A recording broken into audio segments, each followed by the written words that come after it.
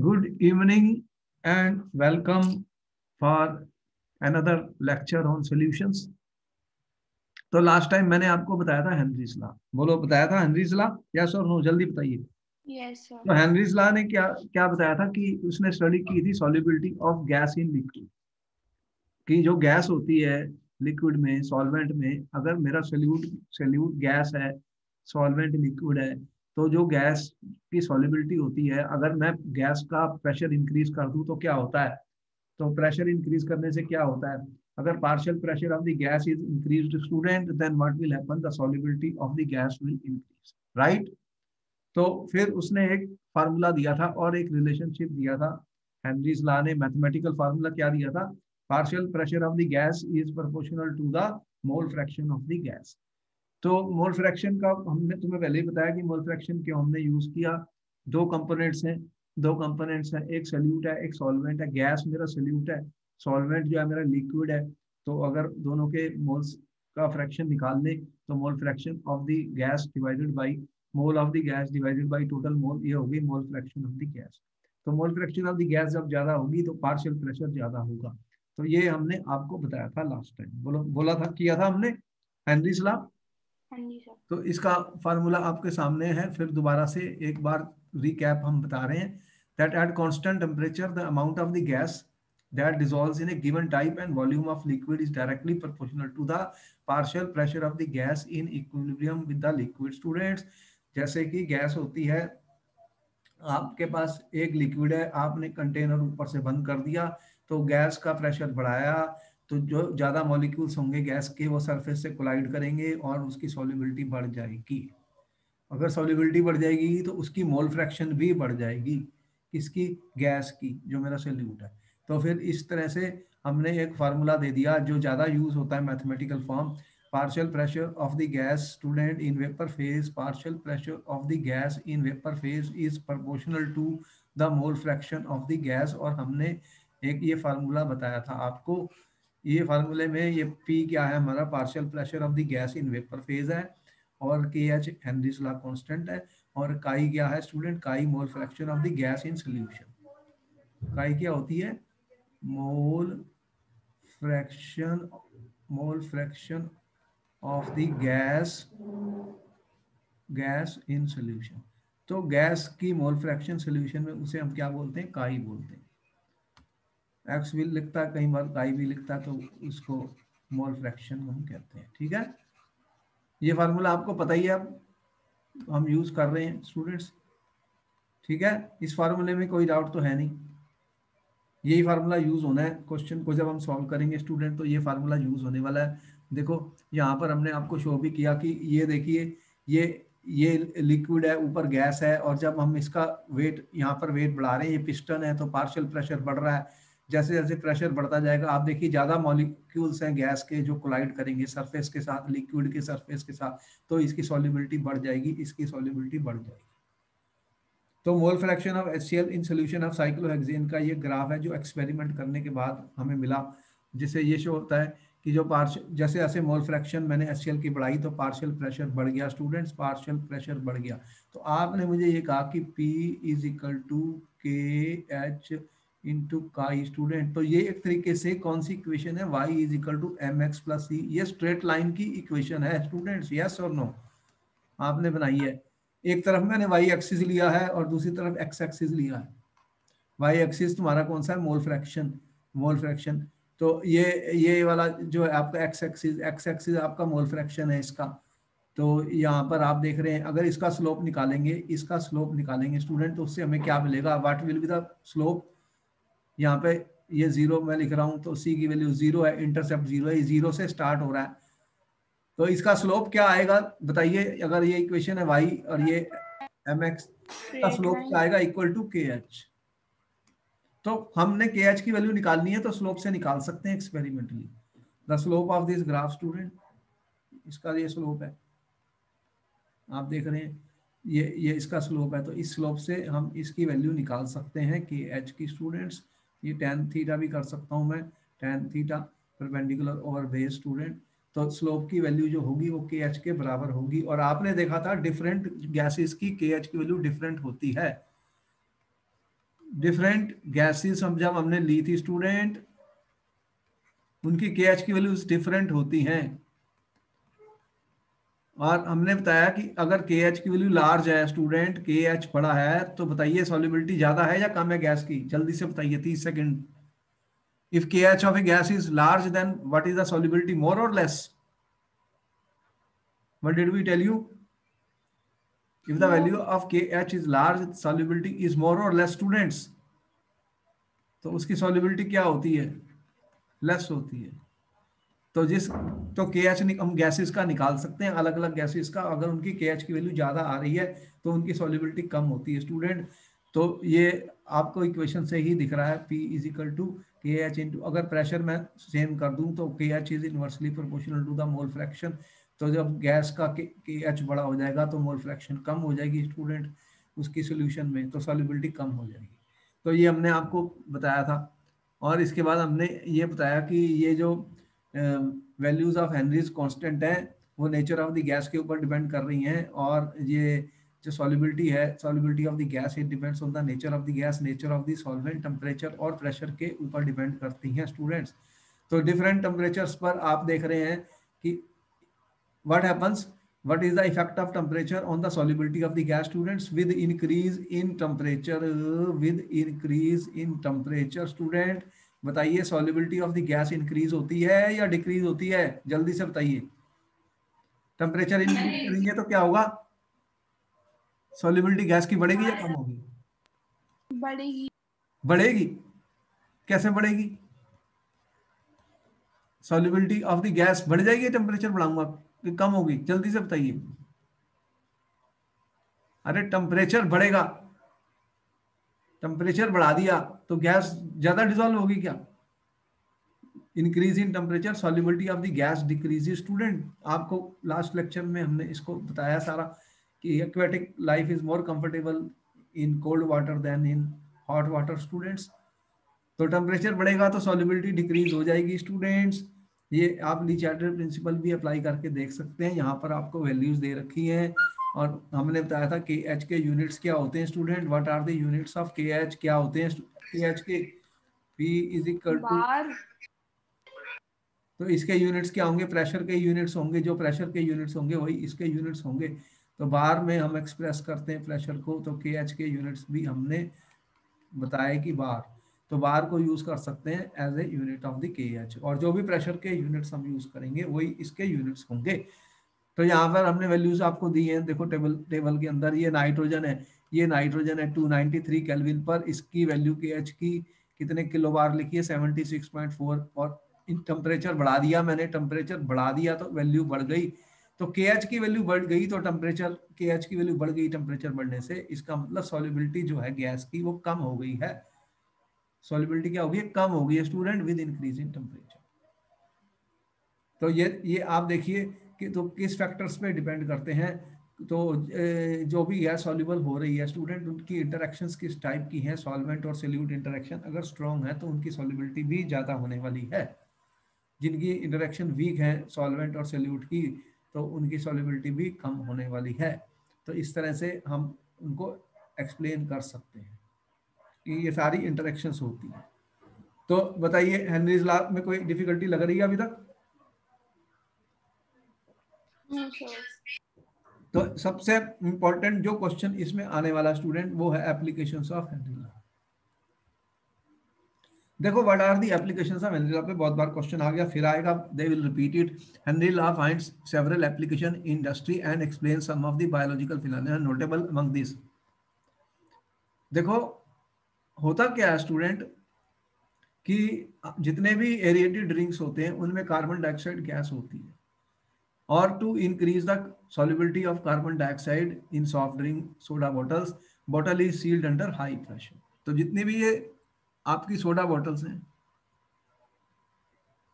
Soda water में क्या होता है? कार्बन डाइऑक्साइड होती है और वाटर होता है, तो they are sealed under high pressure. High pressure. से क्या होगा कि जो कार्बन डाइऑक्साइड है उसकी सॉल्युबिलिटी, ये जो CO2 गैस है इसकी सॉल्युबिलिटी बढ़ जाएगी स्टूडेंट वाटर में, ठीक है?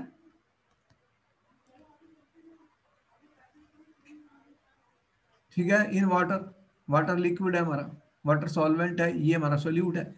तो जब आप बॉटल्स खोलते हो तो फज की साउंड से गैस बाहर निकलती है, क्योंकि बाहर का प्रेशर कम होता है, बॉटल के अंदर का प्रेशर ज्यादा होता है स्टूडेंट्स।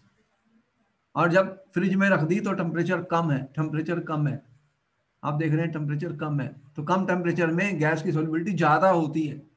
और जब उसको बाहर निकाल लिया तो टेम्परेचर ज्यादा है, टेबल पे रख दिया आपने बॉटल को उठा के, तो उसके बाहर टेम्परेचर ज्यादा है, तो उसकी सॉल्युबिलिटी क्या हो गई, गैस की, कार्बन डाइऑक्साइड जो गैस थी उसकी सॉल्युबिलिटी कम हो गई, आपका जो लिक्विड था उसमें। समझ में आई? तो ये टेम्परेचर पे भी हम ऑलरेडी बता चुके हैं। और इंपॉर्टेंट पॉइंट ये होता है, आपको पता है स्कूबा डाइवर्स होते हैं, कौन से होते हैं? Scuba divers student. ये स्कूबा डाइवर्स कौन से होते हैं? जो पानी के अंदर डीप जाते हैं, डीप सी में जो जाते हैं, तो उनके पीछे उन्होंने एक टैंक होता है गैस का, जो वो कैरी करते हैं नहीं, एक टैंक अपने ब्रीदिंग के लिए, ब्रीदिंग करने के लिए स्टूडेंट, जब वो डीप सी में जाते हैं, डीप सी में डाइव करते हैं, डीप सी में डाइव करते हैं स्टूडेंट, तो जैसे जैसे वो डीप जाते जाएंगे पानी का प्रेशर बढ़ेगा। बोलो, प्रेशर हायर है डीप, बोलो सही है गलत है? हाँ जी सर। तो प्रेशर हाई होगा तो क्या होगा, सॉल्युबिलिटी जो जो भी टैंक है आपका उसमें गैस है स्टूडेंट, एयर है, जो भी है, तो उसके अंदर ऑक्सीजन है, नाइट्रोजन है, ये गैसेज है, तो वो आपकी सॉल्युबिलिटी बढ़ेगी ब्लड के अंदर। तो नाइट्रोजन गैस क्या करती है, देखो नाइट्रोजन गैस की सॉल्युबिलिटी बढ़ जाएगी स्टूडेंट, आपके ब्लड में नाइट्रोजन चली जाएगी, ये सॉल्युबल होती है ब्लड में, तो इनकी सॉल्युबिलिटी ज्यादा है, जब जब जब प्रेशर बढ़ गया तो इसकी सॉल्युबिलिटी भी बढ़ जाएगी। होगा क्या कि जब आप ऊपर से नीचे से ऊपर आओगे सरफेस पे स्टूडेंट्स, तो क्या होगा कि अब प्रेशर कम हो रहा है, तो नाइट्रोजन गैस के बबल्स जो हैं वो आपके ब्लड में जमा हो जाते हैं, वो बड़ी एक पेनफुल प्रोसेस है, तो उसे बोलते हैं बैंड्स, एक बीमारी हो सकती है बैंड्स की स्टूडेंट। तो ये एक तरीके से बहुत डिस्ट्रक्टिव है और ये बहुत पेनफुल है और इसके टॉक्सिक इफेक्ट्स हैं। तो high concentration of nitrogen painful है, डेंजरस टू लाइफ है, पेनफुल है स्टूडेंट, डेंजरस टू लाइफ है। तो जैसे ही आप पानी से बाहर आओगे तो आपके ये नाइट्रोजन के बबल्स फॉर्म हो सकते हैं स्टूडेंट, डिजॉल्व गैसेस। तो dissolve gases leads to formation of bubbles of nitrogen in the blood, तो ब्लड के अंदर नाइट्रोजन के बबल्स फॉर्म हो जाएंगे, तो ये आपकी कैपिलरीज को ब्लॉक कर लेता है और it creates a medical condition, उस मेडिकल कंडीशन को बैंड्स कहा जाता है। तो ये पेनफुल और डेंजरस टू लाइफ है। तो अब इसको इसको क्या करना है, इसके टॉक्सिक इफेक्ट्स को कम करने के लिए क्या करते हैं कि जो हमारा सिलेंडर है उसे डिल्यूट कर दिया जाता है student with 11.7% helium, helium gas से भर दिया, 11.7% हीलियम गैस डाल दी जाती है। इसकी सॉल्युबिलिटी कम है हीलियम की ब्लड में, तो हीलियम की सॉल्युबिलिटी कम है स्टूडेंट, तो इससे क्या होता है, तो ये जो भी ऑक्सीजन जो भी सिलेंडर हम ले जा रहे हैं 11.7% हीलियम से डिल्यूट कर दिए जाते हैं। तो उससे क्या होगा कि जब डीप डाउन तक जाओगे तो सॉल्युबिलिटी गैस की बढ़ेगी, लेकिन हीलियम की सॉल्युबिलिटी कम होती है स्टूडेंट्स, तो इसलिए ये जो प्रॉब्लम बैंड्स की आ रही है नाइट्रोजन गैस के कारण वो नहीं होगी। ठीक है, बात समझ में आ गई? ये एप्लीकेशन है नंबर 1, ये एप्लीकेशन जरूर आती है, बहुत इंपॉर्टेंट है, कोई भी एप्लीकेशन आपको पूछी जाएगी पेपर में, बहुत बार आ चुका ये, explain the two applications of Henry's law. और तीसरा क्या होता है कि देखो आप ये ग्राउंड पर हो और आप चले गए ये माउंटेन पे, यहाँ पर हाई हाई माउंटेन्स पे चले गए, हाई आल्टीट्यूड पे, ये हाई आल्टीट्यूड पर आप चले गए स्टूडेंट्स, तो बताओ कि हाई आल्टीट्यूड्स पे एयर थिन होती है, यहाँ पर एयर का एक प्रेशर है, और यहाँ पे प्रेशर क्या होता है, ज्यादा होता है कम होता है, बताओ आल्टीट्यूड हाई पर प्रेशर कम होगा ज्यादा होगा ऊपर एयर का? कम होगा। कम होगा, ये थिन होगी ना एयर, तो इसका प्रेशर स्टूडेंट यहाँ पे प्रेशर कम है, प्रेशर लो है, अराउंड 33% कम है वहां पर माउंट एवरेस्ट पर। माउंट एवरेस्ट की हाइट कितनी है वहां, माउंट एवरेस्ट और ग्राउंड लेवल का 30% के करीब प्रेशर कम है वहां एयर का, तो वहां पर एयर कम है, ऑक्सीजन कम हो गई, प्रेशर कम हो गया, प्रेशर कम हो गया स्टूडेंट, क्या हो गया, जब आप हाई अल्टीट्यूड्स पे चले गए स्टूडेंट्स, हाई अल्टीट्यूड्स पे तुम चले गए तो प्रेशर कम हो गया आपके एयर का, तो ऑक्सीजन जो चाहिए आपके ब्लड को वो कम हो गई, उसकी सॉल्युबिलिटी डिक्रीज हो गई स्टूडेंट, सॉल्युबिलिटी किसकी डिक्रीज हो गई, ऑक्सीजन की आपके ब्लड में। तो पार्शियल प्रेशर जो आपका ऑक्सीजन है वो लेस है देन द ग्राउंड लेवल, तो आपकी सॉल्युबिलिटी ऑक्सीजन की ब्लड में कम हो गई। ठीक है स्टूडेंट, तो लो ब्लड ऑक्सीजन हो गई आपके पास, लो ब्लड ऑक्सीजन हो गई स्टूडेंट ऊपर जाते ही, और इसको क्या बोलते हैं, एनॉक्सिया। इसका क्या नाम है स्टूडेंट्स, एनॉक्सिया कहते हैं इसको। एनॉक्सिया क्या होता है, क्या फीलिंग आएगी आपको, एनॉक्सिया। तो एनॉक्सिया हो जाएगा स्टूडेंट, आपको लो ब्लड ऑक्सीजन हो गई, वीक और अनएबल टू थिंक, आप कमजोर हो जाओगे, आपको प्रॉब्लम शुरू हो जाएगी क्योंकि आपके अंदर ऑक्सीजन की डेफिशिएंसी होती जा रही है, तो आपका बॉडी में स्टूडेंट बहुत ज़्यादा वीकनेस आएगी, और आपका जो सिम्टम्स है ना वो भी आप थिंक नहीं कर पाओगे क्लियरली, थिंक नहीं कर पाओगे क्लियरली स्टूडेंट्स। तो low blood oxygen causes to become weak and unable to think student, आप वीक हो जाओगे और अनएबल टू थिंक हो जाओगे।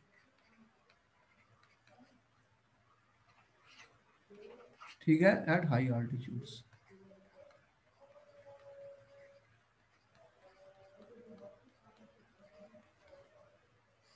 तो ये आप एक्सपीरियंस करोगे हाई अल्टीट्यूड्स। तो ये सारी एप्लीकेशंस मैंने बताई किसकी, हेनरीज लॉ की, इंपॉर्टेंट है, इस पे क्वेश्चन आता है। जो भी क्वेश्चन आ सकते हैं वो आपको बताए जा रहे हैं। लो अब आपको लिमिटेशंस भी पता लग गई कि Henry's law does not hold true when gases are placed under extremely high pressure.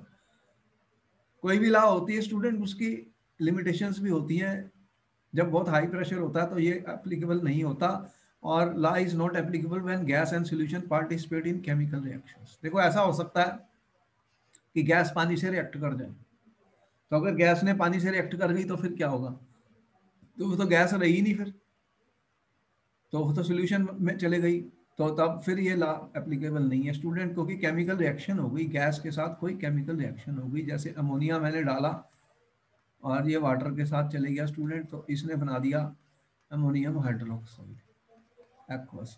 तो आप देख रहे हो ये रिएक्ट कर गया है, अगर गैस रिएक्ट कर जाएगी तो फिर ये लॉ, हेनरीज लॉ जो पार्शियल प्रेशर जो हमने बताया directly proportional to mole fraction of the gas, वो वाला लॉ फिर वैलिड नहीं है। तो अगर प्रेशर बहुत हाई है तब भी नहीं है। और इफेक्ट ऑफ टेम्परेचर हम आपको बता ही चुके हैं student, what is the effect of temperature, solubility of gases in liquid decrease. decreases with rise in temperature। ये इंपॉर्टेंट है स्टूडेंट, बहुत इंपॉर्टेंट है, ये पेपर में आ चुका है, इसको दोबारा से आपको समझाया जा रहा है, आप इसको नोट कर लीजिए, नोट कर लीजिए, ये इंपॉर्टेंट है। एक्वेटिक स्पीसीज, एक्वेटिक स्पीसीज जो होते हैं students, they are more comfortable, ये इंपॉर्टेंट क्वेश्चन था, ये क्वेश्चन ही था जो मैंने लिखा पेपर में आया था, they are more comfortable students, कहाँ ये मोर कंफर्टेबल है, इन कोल्ड वाटर्स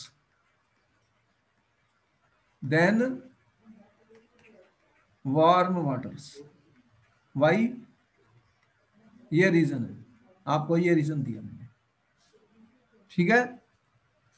तो ऐसा क्यों होगा, देखो जो गैस के पार्टिकल हैं जब आप उनको हीट करोगे तो उनके पास ज्यादा काइनेटिक एनर्जी आ जाएगी, पार्टिकल्स के पास ज्यादा एनर्जी होगी, तो वो एस्केप कर जाएंगे लिक्विड से। आपने कभी भी देखा जब पानी को आप गर्म करते हो चाय बनाने के लिए, तो आपको दिखते हैं ना बबल से निकलते हुए, हाँ जी। जैसे ऑक्सीजन गैस जो डिजॉल्व थी वो धीरे धीरे निकल जाती है, बॉइलिंग तो बाद में होती है, पहले वो बबल्स निकलते हैं, ऑक्सीजन गैस के होते हैं, क्या होती है, ऑक्सीजन गैस होती है, उनको ज्यादा एनर्जी मिल जाती है, काइनेटिक एनर्जी, तो उनके पास एनर्जी होती है, वो एस्केप करते हैं लिक्विड से जो डिजॉल्व थे, तो जो डिजॉल्व थे वो एस्केप करके स्टूडेंट्स। अब देखो एक न्यूमेरिकल आ गया हेनरीज लॉ के ऊपर, आपको मिल रहा है 1 मिनट का वक्त, इसके ऊपर सोचिए, इस न्यूमेरिकल को सॉल्व करना है स्टूडेंट। क्वेश्चन में क्या लिखा है, ये हेनरीज लॉ का न्यूमेरिकल है, numerical is based on Henry's law students. You have 1 minute to answer the question. उसके बाद फिर मैं ही करूंगा, पहले आप देख लीजिए इसको करके कैसे करना है। फार्मूला आपको पता ही है, हेनरीज लॉ का फार्मूला क्या था, उसी फार्मूले को यूज करना है स्टूडेंट्स।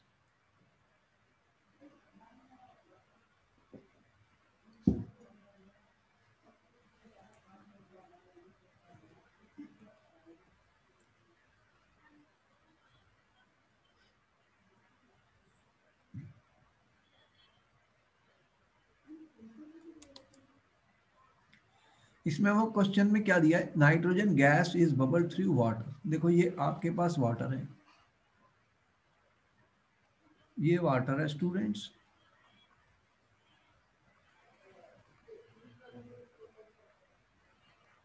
इसमें आपने नाइट्रोजन गैस बबल की है। टेम्परेचर कितना बता रहा है ये, 293 kelvin. How many millimoles of nitrogen gas will dissolve in 1 litre water. आपको वाटर कितना दिया स्टूडेंट, आपके पास वाटर H2O कितना है, 1 लीटर का मतलब 1000 मिलीलीटर स्टूडेंट। और डेंसिटी ऑफ द वाटर अगर इसने नहीं दी तो वो 1 ग्राम पर मिलीलीटर होती है। तो आपका mass of the water density क्या होती है, मास पर यूनिट वॉल्यूम। तो मास कितना आ गया,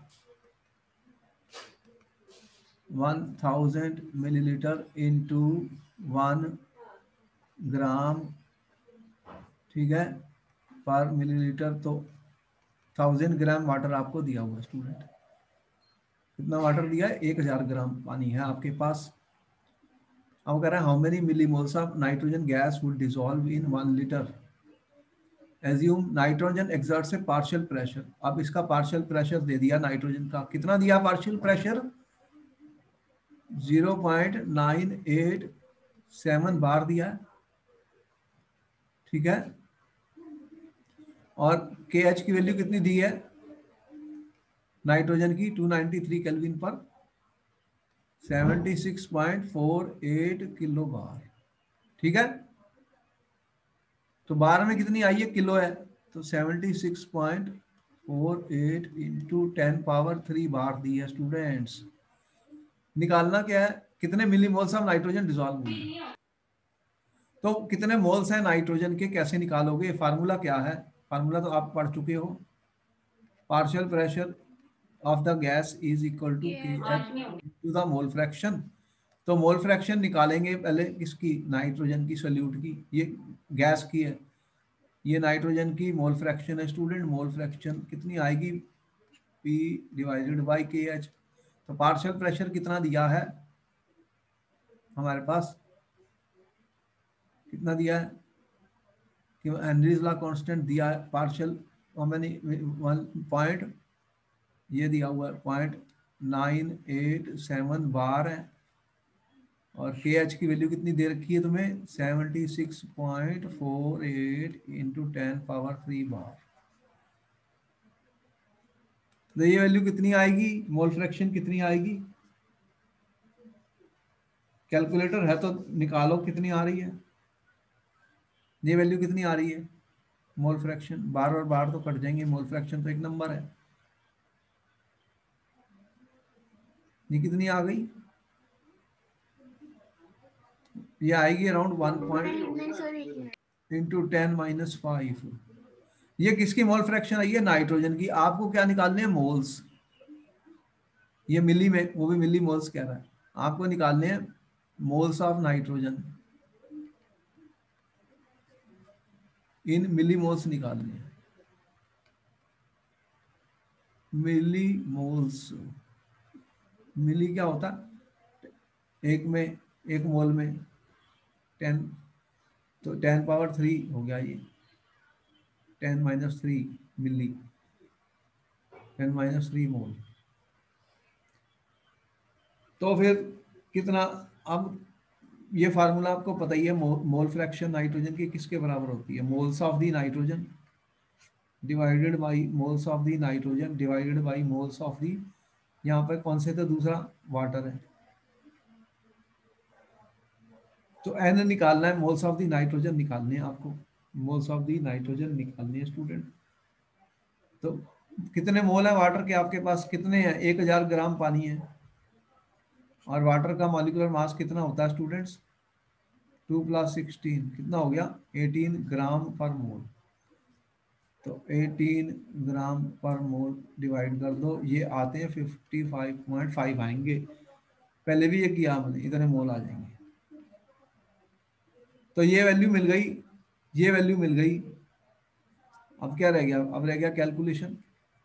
ये वैल्यू कितनी है, 1.2910 - 5 इज इक्वल टू, ये निकालना है मुझे मोल ऑफ नाइट्रोजन, ये निकालना है मुझे mole of nitrogen plus 55.5। Student इसको सॉल्व करना है, इसको x मान लो, तो 1.2910 - 5, ये x प्लस 55.5 हो गया is equal to x।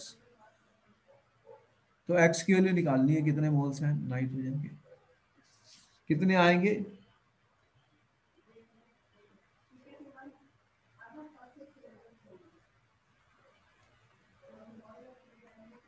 x की वैल्यू निकालनी है।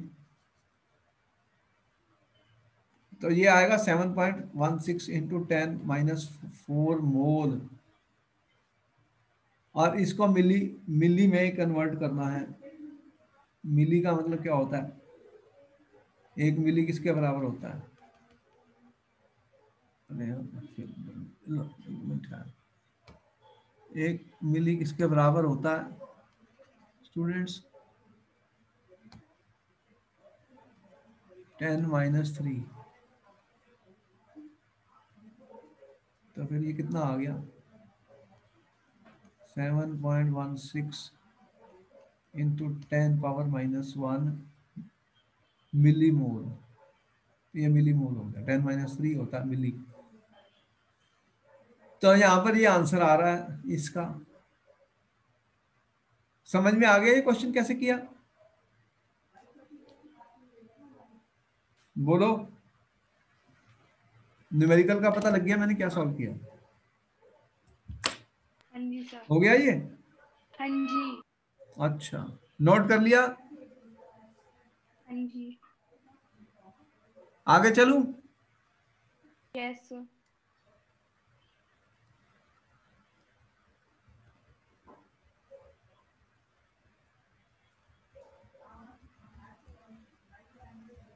अब हम जो सेकंड लॉ करेंगे वो और भी इंपॉर्टेंट है, पेपर में आने वाला है, राउट्स लॉ कहते हैं उसको, राउट्स लॉ कहते हैं। ये कुछ न्यूमेरिकल है, बाद में करेंगे, और भी न्यूमेरिकल्स की प्रैक्टिस करेंगे स्टूडेंट। अब हम बात कर रहे हैं वेपर प्रेशर की।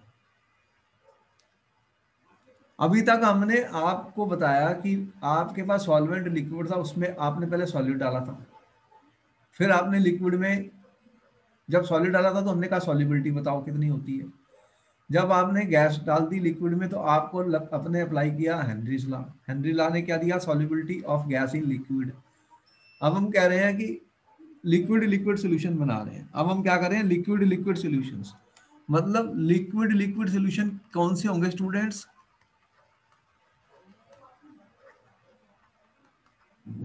लिक्विड लिक्विड सॉल्यूशंस की मैं बात कर रहा हूं स्टूडेंट्स। मतलब सॉल्वेंट भी लिक्विड है और सल्यूट भी लिक्विड है, ठीक है, दो लिक्विड है जी, एक सॉल्यूट भी लिक्विड है और सॉल्वेंट भी लिक्विड है, ठीक है। तो यहाँ पर हम देखेंगे कि ये भी हो सकता है कि जो सॉल्यूट है वो वोलेटाइल है या नॉन वोलेटाइल है। तो इनमें दो पॉसिबिलिटीज हैं, दो पॉसिबिलिटीज हैं कि एक तो लिक्विड लिक्विड सॉल्यूशंस जो होंगे, लिक्विड लिक्विड सॉल्यूशंस होंगे,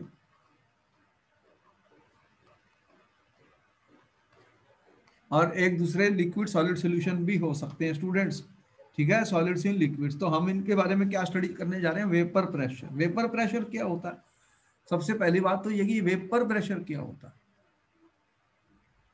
इसको समझना है। वेपर प्रेशर क्या होता है, अगर मैं एक प्योर लिक्विड लेता हूं, देखो मैं अब कह रहा हूं मेरे पास एक प्योर लिक्विड है, क्या कह रहा हूं, प्योर लिक्विड। मैं कह रहा हूं कि ये लोग, आपने क्या किया स्टूडेंट्स, इसके अंदर एक लिक्विड ले लिया, यहाँ पे मैंने कहा चलो वाटर है प्योर लिक्विड। एक और मैंने लिया कंटेनर स्टूडेंट इसी टाइप का, उसमें मैंने ले लिया एल्कोहल स्टूडेंट। क्या लिया? एल्कोहल, मतलब ये लो CH3CH2OH। अब ये तीनों जो भी कंटेनर बना रहा हूँ ये सेम साइज के ले रहा हूँ मैं, सेम साइज के ले रहा हूँ स्टूडेंट। अब मैं कह रहा हूँ ये लो एक कंटेनर और ले रहा हूँ, इसमें मैंने क्या किया स्टूडेंट, ईथर ले ली। क्या ले लिया? C2H5O, C2H5, ठीक है। और ये मेरा टेम्परेचर है मान लो 298 केल्विन, 25 डिग्री सेंटीग्रेड, ठीक है जी। इनको इनको मैंने बंद कर दिया ऊपर से स्टूडेंट, ये क्लोज्ड हो गया। अब क्या होगा? तो ये लिक्विड के कुछ वेपर बनेंगे, बनेंगे या नहीं बनेंगे? जल्दी से बताओ, क्या कुछ लिक्विड्स के हाँ वेपर जी। बनेंगे? यस और नो, बोलो। ये लिक्विड्स वोलाटाइल होते हैं स्टूडेंट, वोलाटाइल होते हैं। हाँ जी सर। वोलाटाइल मतलब ये इवेपोरेट होते हैं, इवेपोरेट होते हैं, लेकिन डिफरेंट लिक्विड्स की वोलाटाइलिटी पावर डिफरेंट है। कोई बहुत हाईली वोलाटाइल होते हैं, कोई लेस वोलाटाइल होते हैं। कोई जल्दी उड़ जाते हैं, आप अपने हाथ में एसीटोन डालते हो तो उड़ जाता, आपको हाथ ठंडा लगता। पानी डालते हो तो काफी समय तक रहता। लेकिन आप देखोगे कि आपने किसी कटोरी में पानी रखा तो सुबह तक वो पानी भी उड़ गया, तो वो पानी भी उड़ गया अगर ओपन है तो इवेपोरेट हो गया। तो ये लिक्विड इवेपोरेट होते हैं स्टूडेंट। तो हम क्या रहे हैं कि इनके वेपर्स बनने वाले हैं। क्या बनने वाले हैं? इनके वेपर स्टूडेंट्स। चलो वेपर्स को भी दिखा देते हैं। अच्छा, हुआ क्या स्टूडेंट्स कि ये जो लिक्विड है इनके वेपर्स बने ऐसे, ये काले रंग के जो वेपर्स, इनके मॉलिक्यूल्स जो है ना वो वेपर, इनके वेपर बन गए। सबके बने, वे वेपर बने हैं काले वाले, ठीक है। तो अब क्या हुआ, वाटर के कुछ मॉलिक्यूल धीरे धीरे करके इवेपोरेट हुए और इसके वेपर्स बने, इसके भी बने, इसके भी बने। और क्या होगा स्टूडेंट्स, अगर मैं इसको पड़ा रहने दूं, अगर मैं इसको पड़ा रहने दूं काफी समय के लिए, तो क्या होगा कि इक्विलिब्रियम हो जाती है स्टूडेंट। इक्विलिब्रियम, हर बार मैं इक्विलिब्रियम का वर्ड यूज कर रहा हूं, तुम्हें समझ में आई? किसमें इक्विलिब्रियम होगी स्टूडेंट्स? ये जो पार्टिकल्स गैस में है स्टूडेंट, गैस के पार्टिकल जो है, मतलब वाटर लिक्विड और वाटर गैस के पार्टिकल्स का एक इक्विलिब्रियम हो जाएगा students after some period of time. अब ये जितने इन वेपर्स के कारण इनका एक प्रेशर होता है स्टूडेंट, उसे बोलते हैं वेपर प्रेशर। ये जो प्रेशर बनाया ना स्टूडेंट ऊपर, pressure due to vapours of the liquids, vapours of the liquids, इसको क्या बोलते हैं? Vapour pressure. इसको क्या बोलते हैं स्टूडेंट? Vapour pressure. तो हर एक लिक्विड के ऊपर एक वेपर प्रेशर होगा, होगा या नहीं होगा? जल्दी से बताओ, होगा? हाँ जी सर। क्योंकि इनके ऊपर मॉलिक्यूल्स हैं। पर जिसके ज्यादा वेपर बने हैं उसका वेपर प्रेशर ज्यादा होगा, जो कम बने हैं उसका कम होगा। तो ये डिपेंड करता है नेचर ऑफ द लिक्विड, मतलब नेचर ऑफ लिक्विड पे डिपेंड करता है कि कितना वेपर प्रेशर बनेगा। जो मोर वोलाटाइल है स्टूडेंट उनका वेपर प्रेशर ज्यादा है, और जो लेस वोलाटाइल है उनका वेपर प्रेशर कम है, उनके मॉलिक्यूल कम बने हैं ऊपर, कम बने हैं ऊपर, देख रहे हो इसमें सबसे ज्यादा बने हैं ईथर में। तो ये किसके ऊपर डिपेंड करता है? This depends on the inter attractive forces between the particles student, between the molecules. यहाँ पे तो हाइड्रोजन बॉन्डिंग होती है, इनके पार्टिकल्स ज्यादा स्ट्रांगली आपस में जुड़े हुए हैं, यहाँ पर उससे कम, और यहाँ पर तो हाइड्रोजन बॉन्डिंग है ही नहीं, इसमें इससे वीक होती है क्योंकि ये आर ग्रुप लगा हुआ है स्टूडेंट, हाइड्रोफोबिक। तो इसका वेपर प्रेशर सबसे ज्यादा, इसका उससे कम, इसका इससे सबसे ज्यादा, सबसे कम वेपर प्रेशर इसका, उससे ज्यादा, उससे ज्यादा इसका। अगर सेम अमाउंट मैंने लिया है लिक्विड का स्टूडेंट, तो ये आप देख रहे हैं कि इनका एक वेपर प्रेशर बन जाएगा कंटेनर के अंदर। एक वेपर प्रेशर बन गया सबका, जितने भी मैंने लिक्विड ली उनका एक वेपर प्रेशर बन गया स्टूडेंट्स। तो इसको हम जब इक्विलिब्रियम हो जाती है तो हम मेजर कर लेते हैं इसकी वैल्यू। जो वेपर प्रेशर होता है प्योर लिक्विड का स्टूडेंट, वो कांस्टेंट वैल्यू होती है। वेपर प्रेशर जो होता है student, vapour pressure of pure liquid जो होगा उसकी वैल्यू चेंज होने वाली नहीं है, उसको मैं पी नॉट से रिप्रेजेंट कर रहा हूं। वाटर का कोई वेपर प्रेशर होगा, इसका भी कोई होगा, C2H5OH का प्योर, ये प्योर, जीरो का मतलब प्योर, तो वेपर प्रेशर प्योर लिक्विड का बता रहा हूं, इसका भी होगा। और तुमने बताया कि इसका वेपर प्रेशर सबसे इस तरह से ऑर्डर चल रहा है यहाँ पर, लेकिन ये इस कंटेनर के साइज पे डिपेंड नहीं करता स्टूडेंट। वेपर प्रेशर कोई भी कंटेनर का साइज ले लो, उस पे डिपेंड नहीं करता, क्वांटिटी पे भी डिपेंड नहीं करता। तो फिर ये किस पे डिपेंड करता है वेपर प्रेशर? ये टेम्परेचर पे डिपेंड करता है।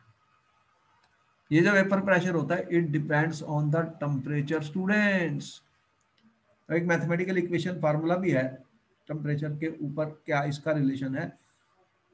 तो वो इक्वेशन है हमारे पास, जिसे ये शो करते हैं कि अगर टेम्परेचर इंक्रीज हो जाएगा तो वेपर प्रेशर भी बढ़ जाएगा। स्टूडेंट्स, ज्यादा वेपर बनने वाले हैं, क्योंकि ज्यादा मॉलिक्यूल्स के पास एनर्जी आएगी टेम्परेचर बढ़ने से, तो वो ज्यादा वेपर बनाएंगे। तो ये टेम्परेचर पे डिपेंड करता है।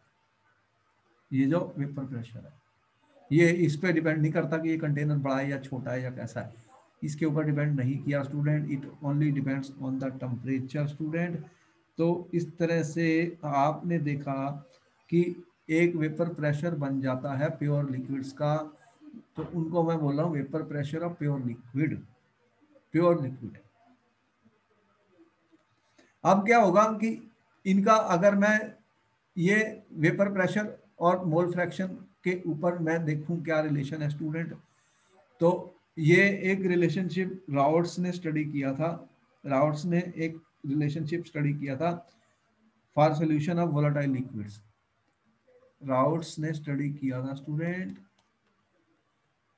क्या स्टडी किया था? Vapour pressure, vapour pressure for a solution, for a solution, ठीक है, of volatile liquids. Volatile liquids कौन से होते हैं स्टूडेंट्स? जो अपने वेपर्स बनाते हैं, जिनके वेपर बनेंगे, जिनका वेपर प्रेशर होगा। अगर कोई वोलेटाइल ही नहीं है तो उसका नॉन वोलेटाइल जैसे सोल्यूट होते हैं, उनके वेपर नहीं बनते। तो उसने कहा कि जो पार्ट उसने स्टडी किए थे एक्सपेरिमेंटली, उसने ये पता किया कि जो पार्शियल प्रेशर ऑफ कंपोनेंट होता है स्टूडेंट, इसका जो पार्शियल प्रेशर, अभी तो ये प्योर प्रेशर है, अगर इसके अंदर मैंने कोई और लिक्विड मिला दिया, कहने का मतलब ये है कि स्टूडेंट ये अभी तक प्योर लिक्विड था, जो मैंने दिखाया P0 वाटर, P0 दिस, और ये मैंने कहा टेम्परेचर पे डिपेंड करते हैं। With increase in temperature vapour pressure of the pure liquid increase student, it only depends on the temperature. अब उसने सॉल्यूशंस को स्टडी किया। सॉल्यूशंस का मतलब ये है कि एक लिक्विड मेरे पास था वाटर स्टूडेंट जैसे, दूसरा मैंने कहा कि एक और लिक्विड मैंने लिया, एक वाटर है स्टूडेंट, और इसमें अगर मैंने एथेनॉल डाला, जैसे ये एथेनॉल है, इसमें मैंने ऐड कर दिया तो एक सोल्यूशन बन रहा है। अब क्या बन गया? सोल्यूशन। तो सोल्यूशन में दो कंपोनेंट होते हैं। अभी तक जो हम जितने भी सोल्यूशन की बात कर रहे हैं, कितने कंपोनेंट बताए मैंने सोल्यूशन में? दो कॉम तो सोल्यूशन जब मैंने कहा स्टूडेंट दो कंपोनेंट हैं, कितने कंपोनेंट हैं? दो कंपोनेंट्स दो हैं। कंपोनेंट ज्यादा वाले को सॉल्वेंट कह दिया, कम वाले को ये कह दिया। अगर मैं ये कहूं स्टूडेंट कि मेरे पास यहाँ पर वाटर है, ये एक मेरे पास वाटर है स्टूडेंट, H2O। जब ये प्योर वाटर है, प्योर वाटर है, तो इसकी मोल फ्रैक्शन कितनी है? 1, क्योंकि प्योर है। तब इसका जो वेपर प्रेशर मैंने बताया आपको, वो मैंने रिप्रेजेंट किया P0H2O। तो वो वेपर प्रेशर है प्योर वाटर का। P0 क्या है? Vapour pressure of the pure water का। अब मैं कह रहा हूं कि मैं इसमें एक दूसरा कंपोनेंट डाल रहा हूं सोल्यूट, जिसे मैं कह रहा हूं लिक्विड, वो है एथेनॉल मान लो।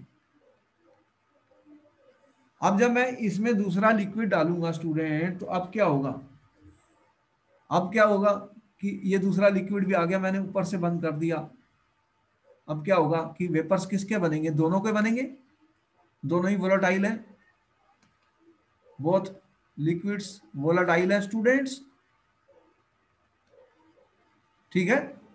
इसके भी वेपर बनेंगे और इसके भी बनेंगे, दोनों के बनेंगे। तो मैं ये कह रहा हूं स्टूडेंट कि लो एक कलर और ले लेते हैं।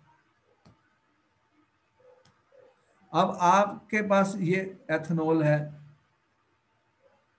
ये आपने इसमें डाल दिया, एथेनॉल आ गया, दूसरा लिक्विड इसमें डाला, तो अब इसके भी वेपर्स आए। किसके वेपर हैं? ये एथेनॉल के हैं वेपर्स। और उससे पहले वाले को काले रंग वाले थे, वो किसके वेपर्स हैं? ये ब्लैक वाले,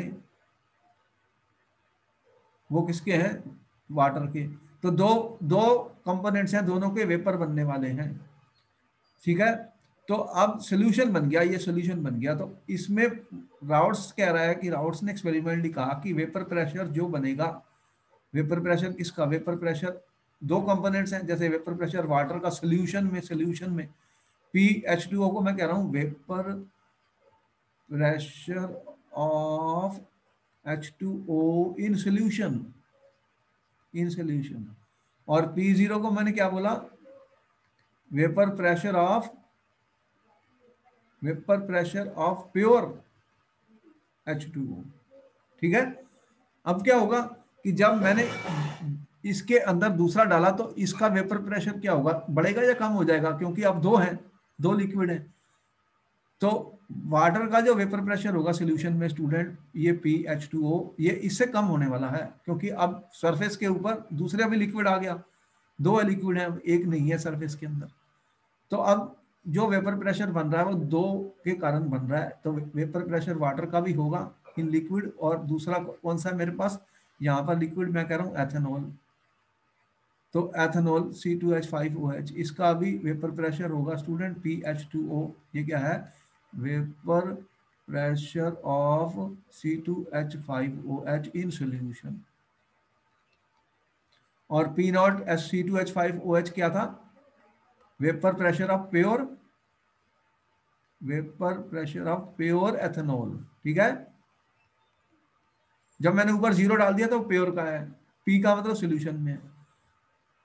तो जब राउट्स लॉ ने इसको स्टडी किया तो उसने कहा, उसने एक्सपेरिमेंटली करने के बाद एक फार्मूला हमें दिया स्टूडेंट। क्या दिया? वो ये कह रहा है कि the partial vapour pressure of each component. अब दो कंपोनेंट है, एक तो है नहीं, दो कंपोनेंट है। Partial vapour pressure of each component in the solution is directly proportional to its mole fraction. हम क्या कह रहे हैं? पार्शियल प्रेशर जो होगा PI student of each component is proportional to its mole fraction. तो PI is the partial vapour pressure of each component. ठीक है, ईच कंपोनेंट इन सॉल्यूशन, और XI क्या है? इसकी मोल फ्रैक्शन स्टूडेंट्स। तो प्रोपोर्शनैलिटी कांस्टेंट को हटाया तो उसने वो आ गया PI0XI। ये मिला है हमें राउट्स लॉ से। PI0 क्या है? Vapour pressure of the pure component. क्योंकि अगर XI की वैल्यू 1 हो जाएगी, देखो अगर काई आई 1 हो गया स्टूडेंट, अगर काई आई की वैल्यू 1 होगी तो ये प्योर हो गया ना, प्योर कंपोनेंट। दो कंपोनेंट है ना, आपको पता है काई 1 प्लस काई 2 क्या है? 1। तो अगर ये 1 है तो ये 0 है, फिर तो ये प्योर कंपोनेंट हो गया। प्योर कंपोनेंट का मतलब फिर ये प्रेशर किसके बराबर हो गया? It is equal to the vapour pressure of the pure component. तो ये मैथमेटिकल फॉर्म बन गई स्टूडेंट्स किसकी? राउट्स लॉ की। ये मैथमेटिकल फॉर्म बन गई राउट्स लॉ की। तो इसको नोट करा जाए। व्हाट इज, पहला तो क्वेश्चन यही बना, what is routes law students?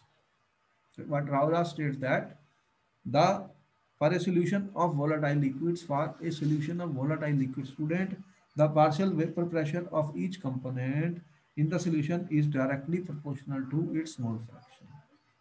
ठीक है, बात समझ में आई? बोलो। मैं कह रहा हूं आपके पास दो कंपोनेंट्स हैं। कितने? दो कंपोनेंट। आपको मैं कह रहा हूं एक 1 कंपोनेंट है और एक कंपोनेंट कौन सा है? 2। दो कंपोनेंट्स हैं स्टूडेंट्स, दो कंपोनेंट्स हैं मेरे पास। ठीक है, ये 1 जो है मेरा, मैं कह रहा हूं कंपोनेंट 1 जो है मेरा सॉल्वेंट है, मान लीजिए कंपोनेंट 1 लिक्विड 1 है, और कंपोनेंट टू लिक्विड टू है स्टूडेंट, दोनों ही वोलाटाइल हैं। कंपोनेंट टू ये है लिक्विड टू, लिक्विड वन और लिक्विड टू। तो P1 क्या बना मेरा, पी वी P10 काई वन स्टूडेंट, काई वन क्या, मोल fraction of component one. P10 क्या है, vapour pressure of the pure component one. P1 क्या है, vapour pressure of component one in solution. इसी तरह P2 क्या बना फिर, P02 काई टू। तो ये राउट्स लॉ की मैथमेटिकल फॉर्म है स्टूडेंट, कंपोनेंट वन और कंपोनेंट टू। आपको यहां तक पहले समझ आया स्टूडेंट्स, बोलो बोलो, ये समझ में आया मैंने क्या बोला, बोलो। जी सर। तो दो कंपोनेंट हैं सॉल्यूशन के अंदर, तो उनका वेपर प्रेशर बता रहा हूं, vapour pressure of component one and vapour pressure of component to.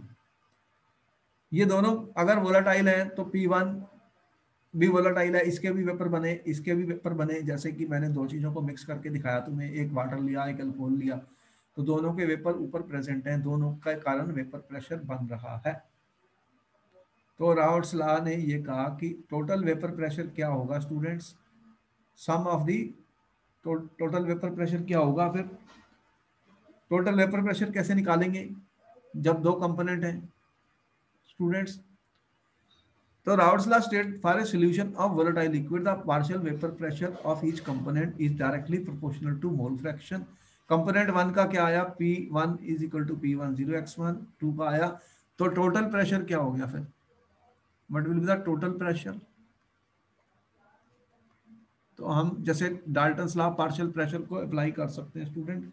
Dalton's law of partial pressure को क्या कहता है कि total pressure over the solution phase will be students given by the Raoult's law। P total pressure क्या हो गया student, P1 plus P2।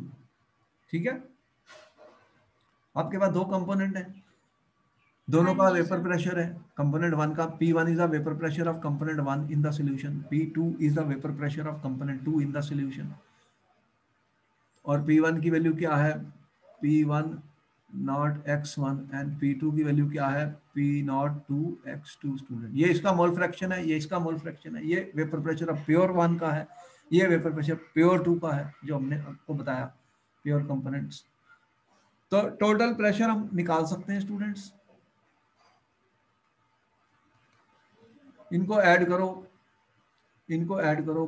P1 की value कितनी है, P10 का I1, इसकी वैल्यू कितनी है, P02 का I2। ठीक है, ये इसकी वैल्यू यहां से ले लो, इसकी वैल्यू ये रखो, ये आ गया स्टूडेंट्स, ये आ गया स्टूडेंट्स। अब अगर आपको पता है कि काई1 प्लस काई2 किसके बराबर होता है, वन के बराबर होता है, वन के बराबर होता है। तो मैं काई1 की वैल्यू रख सकता हूँ यहाँ पर, 1 माइनस काई2, यहाँ पे रख दो, कितना बना, P10 1 माइनस काई2 प्लस P0 काई2। ठीक है, बोलो मैंने ठीक किया, कोई गलती तो नहीं की, बता देना मेरे को स्टूडेंट्स। अब इसको सिंप्लीफाई करना चाहते हैं हम, P0 minus P0 chi plus P0 chi student. इसको ऐसे भी लिख सकता हूँ, P0, इन दोनों में से काई2 कॉमन आ गया, काई2 अगर मैंने कॉमन ले लिया तो क्या बचा, ये प्लस है ये माइनस है, P02 माइनस P01। तो ये टोटल प्रेशर मुझे मिल गया स्टूडेंट्स, क्या मिल गया, टोटल प्रेशर। तो when ever I have a liquid liquid solution, ये मैं कौन से लिक्विड लिक्विड ले रहा हूँ, दो लिक्विड हैं, दोनों वोलाटाइल हैं स्टूडेंट्स, तो दोनों के वेपर्स बने, तो मैं इनका टोटल प्रेशर निकाल सकता हूँ। क्या निकाल सकता हूँ, टोटल प्रेशर। बोलो मैंने सही किया है, फार्मूला सही है। Yes sir. तो टोटल प्रेशर जो है उसका फार्मूला हमने डिराइव किया स्टूडेंट्स। क्या मैंने डिराइव किया, total pressure by using the routes law.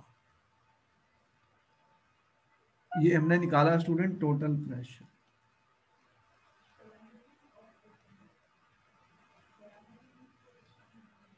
तो आपके पास जो दो लिक्विड्स थे कितने थे, ये हमारे पास ये है स्टूडेंट, ये एक लिक्विड वन है,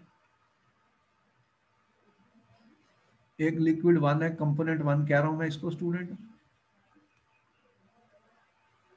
और इसके आपने कहा कि साहब अगर इसको मैं इसके तो वेपर ऊपर वेपर बने हुए हैं, ये वेपर है इसके जो ऊपर दिख रहे हैं मुझे। और दूसरा मैंने कहा कि एक लिक्विड और है स्टूडेंट्स इसके अंदर, कंपोनेंट टू मैंने ब्लू कलर से दिखाया है, ये कंपोनेंट टू इसके अंदर मैंने डाला। अब इसके भी वेपर्स हैं, ये ब्लू वाले है ना, इसके ब्लू वाले। जी तो ये जो वेपर बने हैं स्टूडेंट ऊपर, इनका वेपर प्रेशर मैंने कहा कि जो पी ए है मेरा स्टूडेंट, पी वन है, मैं वन और टू यूज कर रहा हूं तो वन और टू ही लेता हूं, ठीक है। ए भी लेता तो मैं ए भी लेता, चलो इसलिए उसको कंफ्यूज नहीं करना आपको। तो आप ये कह रहे हो कि ये जो P2 कंपोनेंट है, ये P2 क्या है, vapour pressure of two, vapour pressure किसका, टू का, इन सोल्यूशन, इन सोल्यूशन। और P नॉट टू क्या है, vapour pressure of pure, pure, ये टू था तो मैंने टू लिखा है, vapour pressure of pure component two. वो तो वैल्यू कांस्टेंट होती है, आपको पता ही है, ये वैल्यू कांस्टेंट होती है, सिर्फ टेम्परेचर पे डिपेंड करती है, आपको बताया हमने। और पी नॉट वन क्या है, vapour pressure of component one, of component one in solution, in solution students. ये जो सोल्यूशन बना है उसके अंदर बता रहा हूँ, ये जो दिख रहे हैं तुम्हें ब्लू कलर वाले। और पी नॉट वन क्या है, vapour pressure of pure component one. तो प्योर के तो मैंने आपको दिखाए थे पीछे, जो प्योर, प्योर में तो मैंने सिर्फ प्योर लिक्विड लिए थे, प्योर वन, ये प्योर वन है, ये प्योर टू है कंपोनेंट, ये कंपोनेंट वन है, ये कंपोनेंट टू है। इनको हमने इनके वेपर प्रेशर स्टडी किए थे, इनके ऊपर जो इनका वेपर प्रेशर बना था प्योर वन और टू का, ये प्योर है P02 और P01। ये समझ में आ गया क्या डिफरेंस है, दिख रहा है अब तुम्हें। हाँ जी सर। और यहाँ पे जो बने, ये जो बने हैं ऊपर, इनको मैं P1 और P2 कह रहा हूँ। और ये प्योर वाले होते हैं, उनमें प्योर लिक्विड होता है, प्योर लिक्विड होता है। ये वैल्यू कांस्टेंट होती है, लेकिन ये वैल्यू वेरी करेगी, डिपेंड करता है कितना कंपोनेंट में दो ऐड कर रहा हूँ स्टूडेंट। क्योंकि यहाँ पर ये फार्मूला हमने बना दिया कि जो टोटल प्रेशर है, टोटल प्रेशर है, that will be given by the vapour, pure vapour pressure of pure one plus ये mole fraction of two students and vapour pressure of two minus vapour pressure of the one. तो मैं इसको काई one में भी express कर सकता था, काई टू है ना, काई वन में, क्योंकि काई काई टू क्या है, वन माइनस काई वन, तो वन माइनस काई वन लिखोगे तो वो काई वन में आंसर आ जाएगा मेरा। किसी भी मोल फ्रैक्शन में मैं निकाल सकता हूँ, chi one is a mole fraction of component one, chi two is a mole fraction of component two students. तो ये एक फार्मूला हमने बनाया है, इसे राउट्स लॉ ने दिया है। तो जब सॉल्यूशन के वेपर प्रेशर्स को हम स्टडी करेंगे तो राउट्स लॉ लगाएंगे, और जब गैसेस के वेपर प्रेशर को हमने स्टडी किया था तो Dalton's law of partial pressure apply किया था, ठीक है। तो यहाँ तक अब मैं रुक रहा हूँ, फिर मैं आपको नेक्स्ट क्लास में आगे इसकी ग्राफ और इसके ऊपर और बताऊंगा। राउट्स लॉ बहुत इंपॉर्टेंट है और इसके ऊपर न्यूमेरिकल और क्वेश्चन आने वाले हैं पेपर में, तो इसके ग्राफ को हम नेक्स्ट में करेंगे। टाइम हमारा खत्म हो रहा है, तो यहाँ पर हमने आपको हेनरीज लॉ और उसके एप्लीकेशन बताए और वेपर प्रेशर क्या होता है ये बताया, ठीक है। फिर मैं मिलता हूँ तुम्हें नेक्स्ट क्लास में, okay, okay, thank you sir. Alright.